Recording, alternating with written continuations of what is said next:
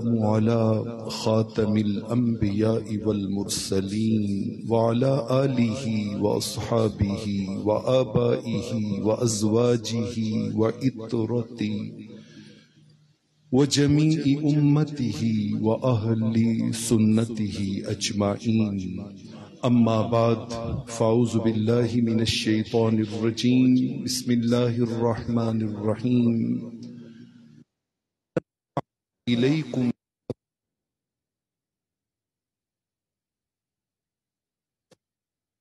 لكم عدو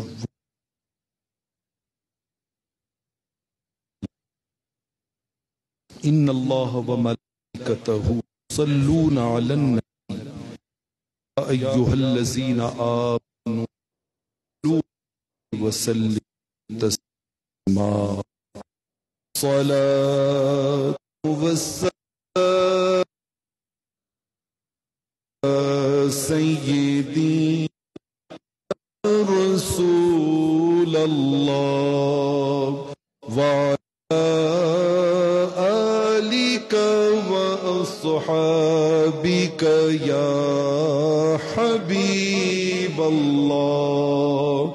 الصلاة والسلام عليك يا سيدي يا رحمة للعالمين وعلى آلك وأصحابك يا شفيع المذنبين صلی اللہ علیہ وسلم. اللہ رب العالمین کا شکر ہے جس کی توفیق سے ہم اس کی بارگاہ کرم میں حاضر ہیں. دعا ہے کہ رب کریم ہمیں زندگی، مقصد زندگی یعنی اپنی بندگی میں بسر کرنے کی توفیق عطا فرمائے. وہ کسی نے کہا تھا کچھ نہیں، کچھ بھی نہیں گر تیرا کردار نہیں. کچھ نہیں، کچھ بھی نہیں گر تیرا کردار نہیں. تو فلاں ابن فلاں ہے یہ تو کوئی معیار نہیں. ہم اس دور فتن میں بس اسی سوچ میں زندگی گزار دیتے ہیں کہ میرے پاس یہ ہے، میرے پاس یہ ہے، میرے پاس یہ ہے. اللہ رب العالمین کا مطلوب و مقصود یہ ہے کہ انسان کو صاحب کردار ہونا چاہیے. آج کی گفتگو گزشتہ خطبہ جمعہ کا تسلسل ہے. اگر آپ کو وہ جملہ یاد ہو تو گفتگو سے کنیکٹ ہونے میں آسانی ہوگی کہ عہد وفا کو بھولنے والوں سوچو رب سب دیکھ رہا ہے. اسی تسلسل میں چند ایک باتیں آپ کے سامنے رکھنی ہے. قرآن مجید فرقان حمید میں اللہ رب العالمین نے ایفائے عہد کے اعتبار سے، اور عہد میں ہمیشہ آپ کو قرآن کا مفہوم سمجھاتے ہوئے میں نے یہی عرض کیا ہے کہ یہ جو ہم وعدے کر لیتے ہیں یہ تو اس میں ہے ہی، اس ایفائے عہد میں وہ سب سے بڑا عہد جو ہم نے عالم ارواح میں اللہ سے کیا ہوا ہے کہ اللہ نے پوچھا الستُ بربکم، کیا میں تمہارا رب نہیں ہوں؟ قالوا بلا، تو ہم سب نے جواب میں کیا کہا تھا؟ کیوں نہیں؟ وہ کسی نے کہا تھا وفا کریں گے، نبھائیں گے، بات مانیں گے. قالوا بلا کا مانا وفا کریں گے، نبھائیں گے، بات مانیں گے. تمہیں بھی یاد ہے کچھ یہ کلام کس کا تھا؟ یہ میرا کلام تھا، یہ تیرا کلام تھا، یہ ہمارا کلام تھا کہ اے مالک ہم تجھے رب نہیں مانیں گے تو اور کس کو مانیں گے؟ اور کس کو مانیں گے؟ قرآن مجید فرقان حمید میں اللہ رب العالمین نے چند ایک مقامات پر اس چیز کی اہمیت کو اجاگر کیا ہے. میں 2-3 مقامات آپ کے سامنے رکھنا چاہتا ہوں. یعنی آپ اس کی اہمیت کا اندازہ اس سے لگائے نا کہ حضرت عبداللہ بن ابی الحمصہ رضی اللہ تعالی عنہ، سنن نبی داؤد کی روایت ہے، ابھی آقا علیہ الصلوۃ والسلام نے اظہار نبوت نہیں کیا، ابھی نبوت کے اظہار سے پہلے کا زمانہ ہے. تو حضرت عبداللہ بن ابی الحمصہ کہتے ہیں میرے ساتھ آقا علیہ السلام کی ایک کاروباری ڈیل ہوئی، تو میں نے کہا کہ آپ ویٹ کریں، میں ابھی آ رہا ہوں اور آ کے اس ڈیل کو مکمل کرتا ہوں. تو آقا علیہ الصلوۃ والسلام نے فرمایا ٹھیک ہے میں تمہارا انتظار کر رہا ہوں. سنن نبی داؤد اٹھا کے دیکھیے، یہ جملے کہنا سننا آسان ہے لیکن اس میں اتر کے موجود اس جملوں کے اندر جو پیغام ہے اس کو سمجھنا بہت مشکل ہے. حضرت عبداللہ بن ابی الحمصہ کہتے ہیں میں گیا، معاملات میں مصروف ہو گیا، میرے ذہن سے یہ سکپ ہو گیا کہ میں آقا سے وعدہ کر کے آیا ہوں. 1 دن گزرا، 2 دن گزرا، 3 دن گزرے. 3 دن کے بعد میں آیا تو رحمت کونین اسی جگہ پہ کھڑا. 3 دن کے بعد یارو نماز، روزہ، عبادت، حج، ذکر، اذکار، تسبیح، یہ ساری چیزیں اپنی جگہ پہ حق ہیں مگر یہ آبجیکٹو نہیں ہے، مقصود نہیں ہے. اللہ نماز اپنی شان بڑھانے کے لیے نہیں پڑھواتا، وہ نماز پڑھاتا ہے کہ نماز پڑھنے کے بعد یہ سچ ہو، نماز پڑھنے کے بعد یہ حلال کمائے، نماز پڑھنے کے بعد یہ وعدہ پورا کرے. دیکھیں نا، میں آپ اپنے کسی بچے کو اسکول میں داخل کروائے، پورا سال فیسیں دیں، ٹیچر وہاں پہ لیکچرز دیں، بچہ کتابیں خریدے، بچہ جو ہے وہ کلاسز اٹینڈ کرے، اور سال کے بعد اگر اس کا ریزلٹ آئے اور وہ فیل ہو جائے تو اس پورے سال کی پریکٹس کا کوئی فائدہ ہوا؟ آپ کہیں گے سارا کچھ ضائع چلا گیا یار، فیسیں بھی ضائع چلی گئی، وہ لیکچر بھی ضائع چلے گئے، وہ کتابوں پہ کیا ہوا خرچہ بھی ضائع چلے گیا. چونکہ مقصود یہ نہیں تھا، مقصود تھا اس کا کامیاب ہونا، اس کا کوئی اچیومنٹ حاصل کرنا، تو وہی نہیں ہوا. بلا تشبیہ و بلا مثال، ایک آدمی 40 سال نمازیں پڑھتا ہے نا، سچ نہیں بولتا، رب 40 سال کی نمازیں اٹھا کے دوزخ کی آگ میں لے جاؤ. ان نمازوں جو اس کا ٹارگٹ تمہیں دیا تھا، جو اس کا آبجیکٹو تھا، وہی تم نے پورا نہیں کیا، وہی تم نے حاصل نہیں کیا. دوستان عزیز، اصل اسلام کی روح کو سمجھنے کی ضرورت ہے. آئیے قرآن مجید فرقان حمید سے میں چند ایک باتیں آپ کے سامنے رکھتا ہوں. اللہ رب العالمین نے قرآن مجید میں ارشاد فرمایا کہ ہم تمہیں بتائیں کہ عقل مند کون ہے. عقل مند کون ہے؟ آج کل نا نیٹ کے اوپر بچے جو ہیں وہ مختلف پروگرامز میں حصہ لیتے ہیں.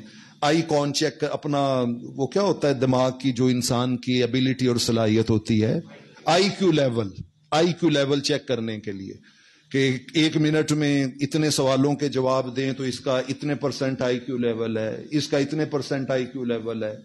آئیے آج ایک آئی کیو لیول کا ٹیسٹ قرآن سے بھی کرتے ہیں. قرآن سے، قرآن مجید فرقان حمید نے کہا ہم تمہیں بتائیں کہ 100% آئی کیو لیول کس کا ہے. 100% سورہ رعد ہے، سورہ رعد. یا اللہ کس کا ہے؟ اب میں آپ سے پوچھوں تو آپ کے پاس بھی بہت سے جواب ہوں گے، جو یہ کرتا ہو، جو وہ کرتا ہو، جو وہ کرتا ہو، جو وہ کرتا ہو. رب نے کہا 100% آئی کیو لیول اس کا ہے جو اللہ اور اس کے بندوں سے کیے ہوئے وعدے کو پورا کرتا ہے، جو عہد وفا کرتا ہے، ایفائے عہد کرتا ہے. تو اب اس سے اندازہ لگا لیں کہ اس کی امپورٹنس کیا ہے، اس کی اہمیت کیا ہے.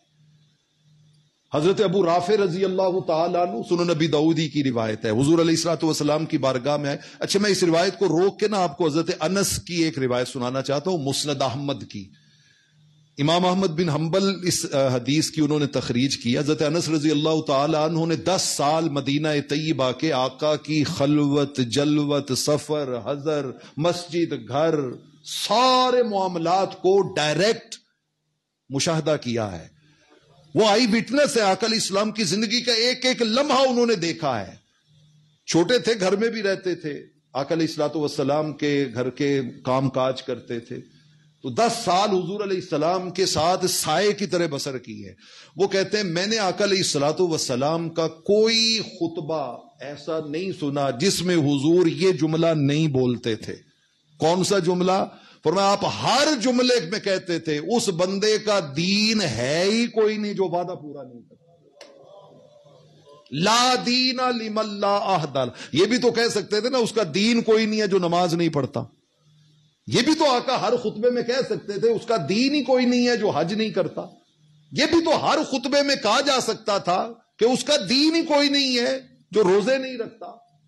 لیکن دیکھیے آقا علیہ الصلوۃ والسلام نے پورے دین میں سے کس تعلیم کا انتخاب کیا ہے ہر خطبے کے لیے. آپ فرماتے لا دین لمن لا عہد لا.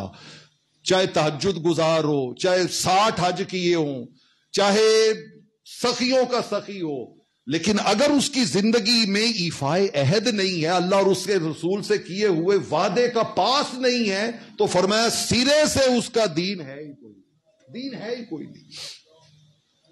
قرآن مجید فرقان حمید میں 20 مقامات ہیں، لیکن میں نے ایک پازیٹیو مقام رکھا، اب ایک نیگیٹو سینس والا مقام آپ کے سامنے رکھتا ہوں. وہ سورہ آل عمران میں ہے. اللہ رب وہ حدیث میں آپ کو سناتا ہوں. ابھی حضرت ابو رافع رضی اللہ تعالیٰ عنہ نے وہ اس قرآن کے مقام کے بعد قرآن مجید فرقان حمید میں اللہ رب العالمین نے سورہ آل عمران میں ارشاد فرمایا ان الذین یشترون بعہد اللہ وایمانہم ثمنا قلیلا. فرمایا جو اللہ اور اس کے بندوں سے کیے ہوئے وعدوں کو کبھی یاد ہی نہیں رکھتے کہ ہم نے کوئی وعدہ کیا ہوا ہے. یار یہ حیا علی الصلاۃ پہ ہمیں وعدہ یاد کیوں نہیں آتا؟ بھولے ہوئے نا ہم کہتے ہیں اس کی ضرورت ہی کوئی نہیں، اللہ بڑا غفور الرحیم ہے. فرمایا جو اللہ سے اور اس کے بندوں سے کیے ہوئے وعدوں کو بھول جاتے ہیں نا، اور دنیاوی مفاد کے عوض میں انہیں فروخت کر ڈالتے ہیں اور دنیاوی مفاد کو ترجیح دیتے ہیں اور ان عہد کی پاسبانی نہیں کرتے. اللہ کا بیان ہے جس نے یہ سارا نظام قائم کیا ہے. فرمایا اولئک لا خلاق لہم فی الآخرہ. آخرت میں ان کا کوئی حصہ نہیں ہے. Nothing for them in here after. آخرت میں ان کو کچھ نہیں ملے گا. اور آگے ذرا قرآن میں اللہ کا غیظ و غضب اور جلال دیکھیے. فرمایا لا یکلمہم اللہ. ایسے بدبختوں سے اللہ بات کرنی بھی پسند نہیں کرے گا. بات کرنی دور کی بات ہے. ولا ینظر الیہم. اللہ ایسے بد نصیبوں کی طرف دیکھنا بھی پسند نہیں کرے گا. میں پھر یہاں جوڑنا چاہتا ہوں ساتھ، اور میرا مقصود ان اعمال کی اہمیت گھٹانا نہیں ہے بلکہ یہ بتانا ہے کہ وہ ٹریننگ ہے، رزلٹ کچھ اور ہے. نماز، روزہ، زکوٰۃ، حج، ہرگز یہ مقصود نہیں ہے کہ ان کو آپ ڈراپ کر دیں اور کہیں کہ شاید معاذ اللہ وہ کم اہمیت کے ہیں. نہیں، وہ راستہ ہے، منزل کچھ اور ہے. منزل کچھ اور ہے. نماز نہیں پڑھتے ان کا آخرت میں کوئی حصہ نہیں ہے، یا یہ بھی کہا جا سکتا تھا جو حج نہیں کرتے ان کا آخرت میں کوئی حصہ نہیں ہے. لیکن نہیں، اللہ نے راستے والے اعمال کا ذکر نہیں کیا، مقصود اور مطلوب کا ذکر کیا ہے کہ جو رب اور سے کیے ہوئے وعدے پورے نہیں کرتا، قیامت والے دن اللہ ان کی طرف دیکھنا بھی پسند نہیں فرمائے. ولا یزکیہم. اللہ ان کو پاک بھی نہیں کریں گے. وَلَهُمْ عَذَابٌ عَلِيمٌ. بلکہ ان کے لیے دردناک کیا ہوگا؟ عذاب ہوگا. اچھا، اسی کو آپ اگر سورہ رعد میں لے جائیں نا تو وہاں پر اس کا اینڈ پتہ ہے کیا ہے؟ فرمایا جو یہ وعدے کے معاملے میں اس طرح کرنے والے ہوں گے اولئک لہم اللعنۃ ولہم سوء الدار. قیامت والے دن ان کے لیے سوائے رب کی لعنتوں کے اور کچھ بھی نہیں ہے. ہم نے جس معاملے کو ایزی لیا ہوا ہے. اب ذرا چلیے حضرت ابو رافع کی اس روایت کی طرف. حضرت ابو رافع رضی اللہ تعالی عنہ حضور کی بارگاہ میں نا کافروں کے امبیسیڈر بن کے آئے. کافروں کے امبیسیڈر. اور بن کے آ کے انہوں نے آقا علیہ السلام سے مذاکرات کیے. جب حضور علیہ السلام سے انہوں نے بات چیت کی نا تو بس چہرہ بھی تکتے رہے, میٹھی میٹھی بولی بھی سنتے رہے, اور پھر چشم فیض حضور کیا کہنا, فیض چشم حضور کیا کہنا. آقا کی جب نگاہ کرم پڑ گئی نا, باد رحمت سنک سنک جائے, وادی جام مہک مہک جائے, نام پاک ان کا ہو لبوں سے ادا, شہد گویا ٹپک ٹپک جائے.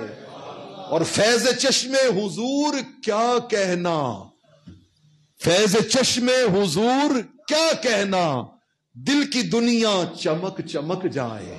آقا علیہ الصلوۃ والسلام کو دیکھا نا, کہا حضور اے پئی کافران دی نمائندگی, میں نے نہیں واپس جانا, کافر جائیں بھاڑ میں, مجھے کلمہ پڑھائیں اور غلاموں میں شامل کریں. سنن نبی داؤد کی روایت ہے, آقا علیہ الصلوۃ والسلام نے فرمایا ابو رافع ایسا نہیں ہو سکتا, ایسا نہیں ہو سکتا, تم آئے ہو ان کے نمائندے بن کے, اس وقت تمہاری حیثیت امبیسیڈر کی ہے, ان کے سفیر اور قاصد کی ہے.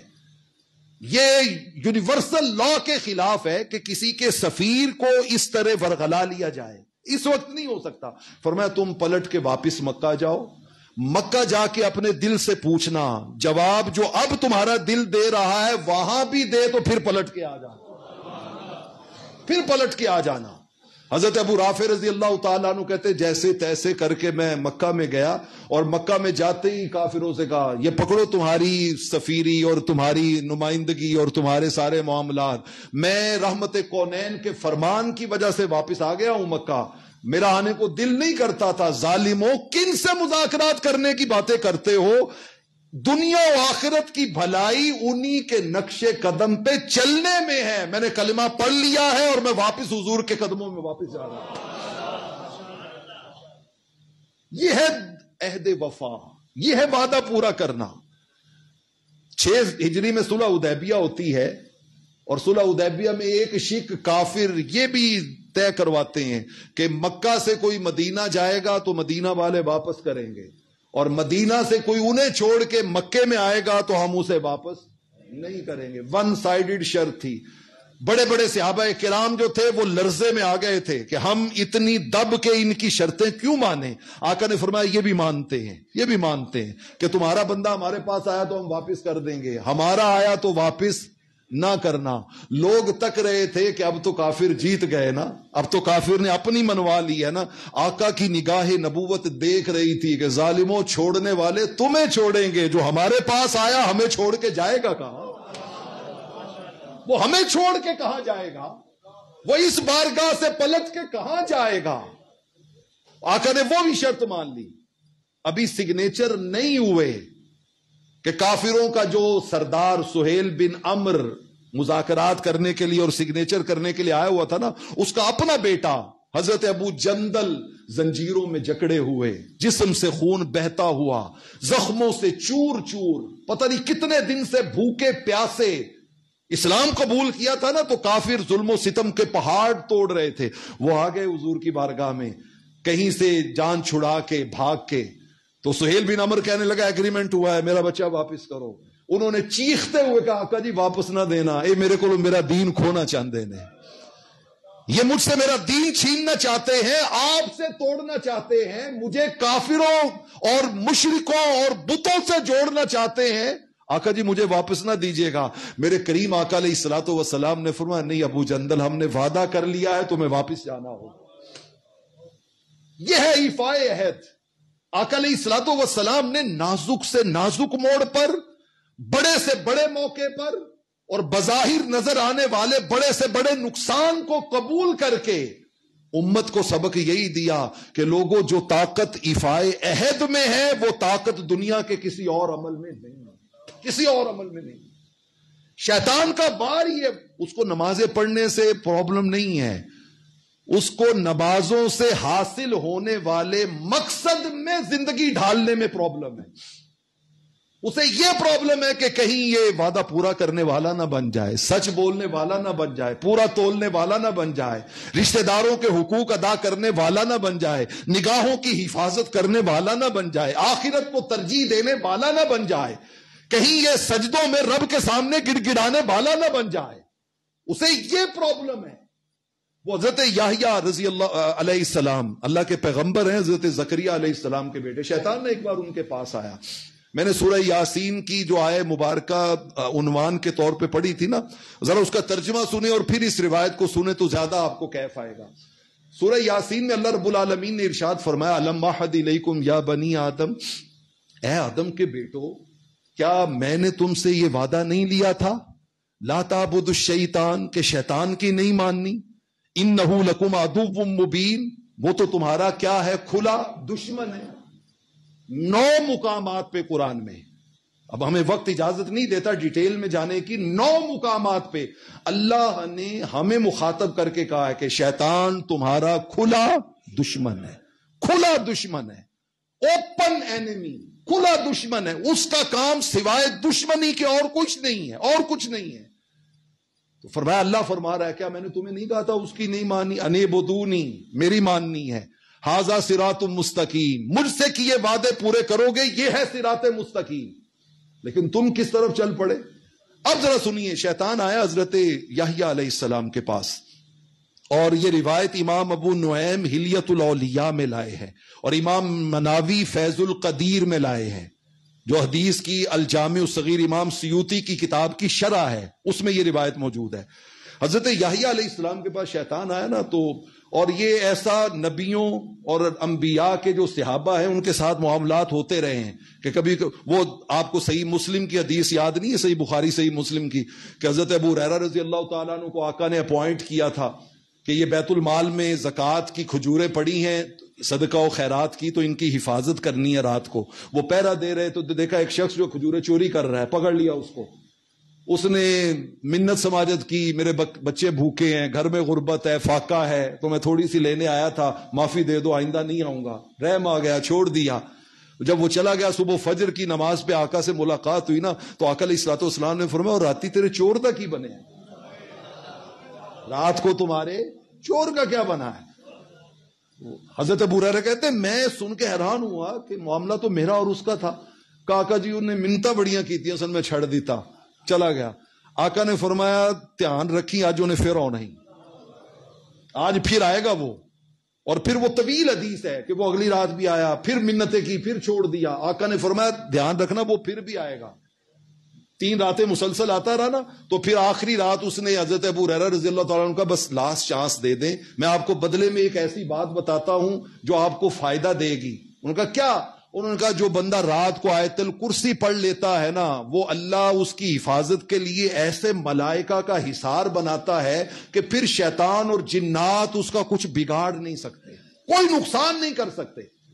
جب یہ مسلسل راتوں کے بعد اگلے دن ملاقات ہوئی نا، تو آقا علیہ السلام نے پھر پوچھا ہاں وہی وہ سناؤ رات چور کا کیا بنا. ان کا آقا جی رات کو میں تو پکڑ لیا تھا پکا، لیکن اس نے ایک ایسی بات کی کہ مجھے رحم آ گیا اور میں نے پھر چھوڑ دیا اس کو. آپ نے فرمایا کیا کہا؟ اس نے کہا حضور آیت الکرسی کے بارے میں یہ کہا. آقا نے مسکرا کے کہا تھا جھوٹا بات سچی کر گیا ہے، تھا جھوٹا بات سچی کر گیا ہے. تو یہ شیطان مختلف شخصیتوں کے پاس آتا رہتا ہے اور ان سے مختلف خیالات کا اظہار کرتا رہتا ہے. حضرت یحییٰ کے پاس آیا، میں نے حوالہ دے دیا، امام ابو نعیم حلیۃ الاولیاء میں لائے. تو حضرت یحییٰ علیہ السلام نے پوچھا شیطان یہ تو بتا، یہ جو تو اللہ کی مخلوق کو گمراہ کرتا ہے، اللہ کی مخلوق کو، تو تیرا ایکسپیرینس کیا ہے، کیا تجربہ ہے، تو نے اس کا کیا خلاصہ نکالا ہے؟ اس نے کہا جی بڑی سیدھی سی بات ہے، اللہ کی جو مخلوق میں گمراہ کرتا ہوں نا، اللہ کے بندوں کو، اس کی 3 قسمیں ہیں. ایک قسم وہ ہے کہ جو میرے ہاتھوں میں اس طرح میرے شکنجے میں ہوتے ہیں کہ میں ان کو ایسے استعمال کرتا ہوں جیسے بچے فٹ بال کھیلتے ہیں.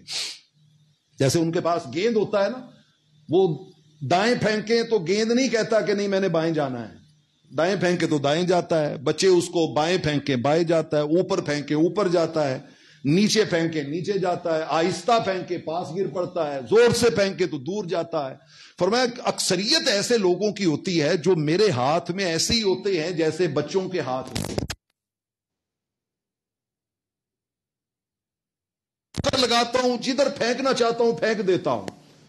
ان کا اچھا، ان کا دوسرے قسم کے لوگ، ان کا دوسرے قسم کے وہ لوگ ہوتے ہیں جو اللہ کی سیکیورٹی میں ہوتے ہیں، اللہ کی حفاظت میں ہوتے ہیں. میں کوشش بھی کروں تو میں ان کا بال بھی بھیگا نہیں کر سکتا. وہ مخلصین اللہ کی حفاظت میں ہوتے ہیں. میں جو مرضی کروں انہیں بہکانے کے لیے میرا داؤ پیچ ان پہ نہیں چلتا. ان کا اچھا.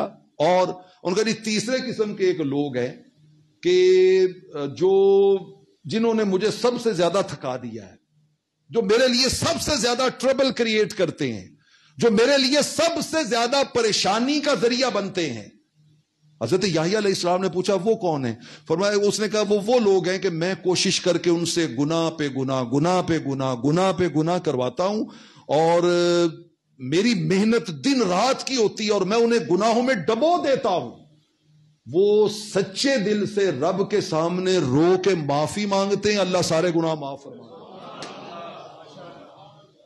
ان کا یہ لوگ میرے لیے سب سے بڑا مسئلہ ہے, سب سے بڑا مسئلہ ہے کہ گناہ ہوتا ہے تو اس پہ اڑ نہیں جاتے, بلکہ یہ نہیں ہے کہ فجر چھوٹ گئی تو پھر ٹھیک ہے زور بھی چھٹ دئیے, وہ چھوٹ گئی تو کہا عصر بھی چھوڑ دیں, ایک دن کی چھوڑی تو کہا اگلے دن کی بھی چھوڑ دیں, اگلے دن کی چھوڑی تو کہا ہفتے کی چھوڑ دیں, ہفتے کی چھوڑی تو کہا مہینوں کی چھوڑ دیں. کیوں چھوڑ رہے ہو؟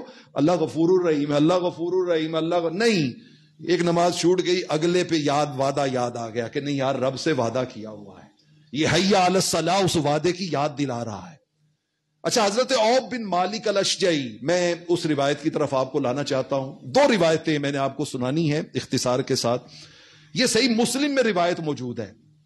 حضرت عوف بن مالک الاشجعی رضی اللہ تعالیٰ عنہ کہتے ہیں کہ ایک مجلس میں نا ہم 7 بندے تھے یا 8 تھے یا 9 تھے, یعنی انہوں نے پوری دیانت سے کہ میں نے ایگزیکٹ کاؤنٹ نہیں کیے, لیکن میرا اندازہ یہ ہے کہ اگر کم سے کم ہوں تو 7 تھے, اور اگر زیادہ سے زیادہ ہوں تو ہم کتنے تھے؟ 9 بندے تھے. ہم 9 بندے بیٹھے ہوئے تھے. آقا علیہ الصلوۃ والسلام نے ہم 9 بندوں کو مخاطب کر کے کہا, الا تبایعون رسول اللہ, اللہ کے رسول کو ماننے والوں رب کے رسول کی بیعت نہیں کرنی, رب کے رسول کی بیعت نہیں کرنی. یہ لفظ ذرا توجہ کیجئے گا, الا تبایعون رسول اللہ, کیا تم نے اللہ کے رسول کی بیعت؟ کیا حضور اللہ کے رسول ان 9 کے تھے یا میرے اور آپ کے بھی رسول ہیں؟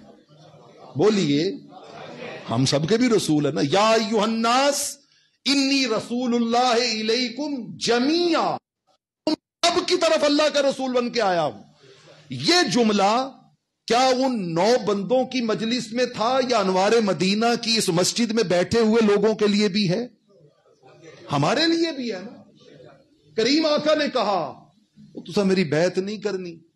حضرت عوف بن مالک الاشجعی رضی اللہ تعالیٰ عنہ کہتے, صحیح مسلم کی حدیث ہے, کہتے ہم نے عرض کی قد بایعنک یا رسول اللہ, آقا جی ابھی تھوڑی دیر پہلے ہی بیعت کی آپ کی. کہتے حضور خاموش ہو گئے, تھوڑی دیر گزری, آپ نے پھر فرمایا او بیلیو الا تبایعون رسول اللہ, اللہ کے رسول کی بیعت نہیں کرنی. کہتے ہم نے پھر عرض کی قد بایعنک یا رسول اللہ, آقا جی ابھی تھوڑی دیر پہلے ہم نے آپ کی کیا کی ہے؟ بیعت کی ہے. آقا خاموش ہو گئے. تھوڑی دیر گزری, حضور نے تیسری بار پھر کہا الا تبایعون رسول اللہ, وہ کیا تم نے اللہ کے رسول جن سے محبت کے دعوے کرتے ہو کہ اس غلامی میں موت بھی قبول ہے, پتہ نہیں فلاں بھی قبول ہے, فلاں بھی قبول ہے, ان کی بیعت نہیں کرنی؟ کہتے جب تیسری بار آقا نے کہا نا تو ہم نے اپنے ہاتھ ہوا میں اٹھا دیے. دوستان عزیز, ہم بھی ہاتھ اٹھاتے ہیں لیکن ہمارے ہاتھ اٹھانے کے معاملے کچھ اور ہیں. میں آپ سے نہیں کہتا کہ آپ حضور کے اس سوال پہ اپنے صحابہ کی طرح ہاتھ اٹھائیں, لیکن دل میں جو ہاتھ موجود ہیں وہ تو اٹھائیں نا یار, وہ تو اٹھائیں نا, ان کو تو بلند کریں کریم آقا کے اس سوال کی طرف. کہتے ہم نے ہاتھ اٹھا دیے, کہا حضور حکم کریں کون سی بیعت؟ پہلے کہتے تھے ابھی کی ہے, اور اب جواب بدلے, کہا حضور حکم کریں کون سی بیعت؟ کہتے تیسری بار سوال کرنے کے بعد آقا نے فرمایا 5 نمازاں کبھی نہ چھڈنا, 5 نمازیں کبھی نہ چھوڑنا. فرمایا یہ 5 نمازیں کبھی ترک نہ کرنا. یہ وہ سیکیورٹی سسٹم ہے جو آپ کو ہمارے کھلے دشمن شیطان سے اپنی حفاظت میں لیتا ہے. اگر آپ اس حفاظت میں نہیں ہیں تو شیطان کے لیے بچے کے ہاتھ میں پکڑے ہوئے بال کی مانند ہے, وہ جدھر ٹھوکر لگائے گا آپ کو پھینک دے گا. وہ ممکن ہے آپ کے منہ سے ماں باپ کی گستاخی میں گالی بھی نکلوا دے، وہ ممکن ہے کہ اپنی کبریائی کے باب میں آپ سے کفر بھی بکوا دے، ممکن ہے کہ وہ آپ کو رشتہ داری کے معاملات میں کسی ایسے عمل پہ لے جائے کہ جو آپ کی آخرت کو برباد کر ڈالے، لیکن اگر آپ 5 نمازوں کے قلعے کے اندر آ جائیں گے تو پھر شیطان کے حملے آپ کو گمراہ نہیں کر سکیں گے، آپ کبھی گمراہ نہیں ہوں گے۔ تو آقا نے فرمایا یہ بیعت کرو میرے ساتھ کہ زندگی میں 5 نمازیں کبھی نہیں چھوڑو گے، کبھی نہیں چھوڑو گے۔ دوستان عزیز، اگر انسان اس قلعے کے اندر، میں اس حدیث قدسی پہ بات کو میں نے کہا تھا کہ میں نے 2 روایتیں سنانی ہے، ختم کرتا ہوں۔ یہ سنن نبی داؤد میں ہے، آقا علیہ الصلوۃ والسلام نے اپنے محبوب کو گواہ بنا کے فرمایا محبوب امت کو بتاؤ، انی قد فرضت علی امتک 5 صلوات، میں نے آپ کی امت پہ 5 نمازیں کیا کی ہیں؟ فرض کی ہیں۔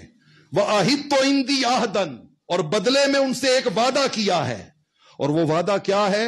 من جاء یوم القیامت یحافظ علیہن لوقتہن ادخلتہ الجنہ، وعدہ یہ ہے کہ اگر وہ زندگی بھر ان 5 نمازوں کی حفاظت کرے، 5 نمازوں کی پڑھنا اور ہے، حفاظت کرنا اور ہے۔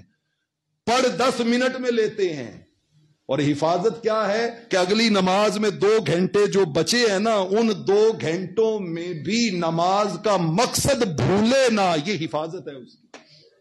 ہم نماز 10 منٹ پڑھ کے بس فارغ ہو گئے، کپڑے جھاڑے، مسجد سے باہر نکلے، لڑائی جھگڑا، جھوٹ، غیبت، چغلی، اناد، حسد، بغض، عداوت، وہ ساری چیزیں اسی طرح ہم پہ پلٹ آئیں۔ اور اگر مسجد سے باہر نکلے اور دل میں یہ خیال آیا یار جس رب کو سجدہ کر کے آیا ہوں اسے یہ ساری باتیں پسند نہیں ہیں، اور 2 گھنٹے کے بعد پھر اس کے سامنے جا کے سجدہ کرنا ہے، اس کو حفاظت کرنا کہتے ہیں۔ فرمایا جس نے اپنی زندگی میں 5 نمازوں کی حفاظت کی، محبوب اسے بتا دو میرا اس سے پکا وعدہ ہے، میں خود اس کو پکڑ کے اپنے ہاتھ سے جنت میں داخل کروں۔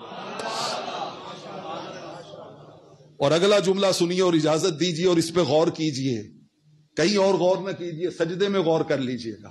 سجدے میں جب نماز میں کہیں سبحان ربی الاعلی، جب رکوع میں کہیں نا سبحان ربی العظیم، جب کہنا التحیات للہ، جب کہنا ایاک نعبد و ایاک نستعین، جب کہنا الحمدللہ رب جب کہنا ماں لے کے، تب غور کیجیے گا، تب غور کیجیے گا۔ فرمایا محبوب انہیں بتا دو من لم یحافظ علیہن فلیس لہ عہد عندی، جو یہ کام نہیں کرے گا میرا اس کے ساتھ کوئی وعدہ نہیں۔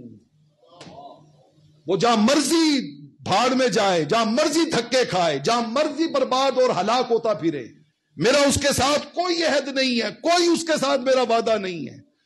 تو دوستان عزیز یہ ہے کہ عہد وفا کو بھولنے والے سوچیں رب سب دیکھ رہا ہے، عہد وفا کو بھولنے والے سوچیں رب سب دیکھ رہا ہے۔ اور میں نے بتایا کہ اس عہد کا معنی بس یہ یاد رکھا کرے کہ ہم نے جو بلا کہا تھا نا، اس کا معنی کیا تھا؟ وفا کریں گے، نبھائیں گے، بات مانیں گے، وفا کریں گے، نبھائیں گے، بات مانیں گے۔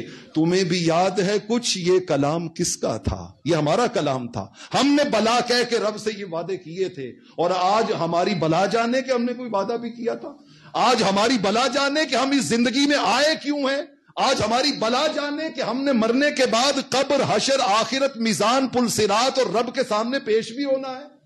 دوستان عزیز، میں اس مضمون کو اسی پیغام پہ ختم کرنا چاہتا ہوں کہ ہم ہمیشہ نمازوں کی پابندی کے حصار میں آئیں گے تو پھر اگلے دروازے خود بخود کھلتے چلے جائیں گے۔ اللہ رب العالمین ہمیں اس حصار میں داخل ہونے کا شرف عطا فرمائے۔ وآخر دعوانا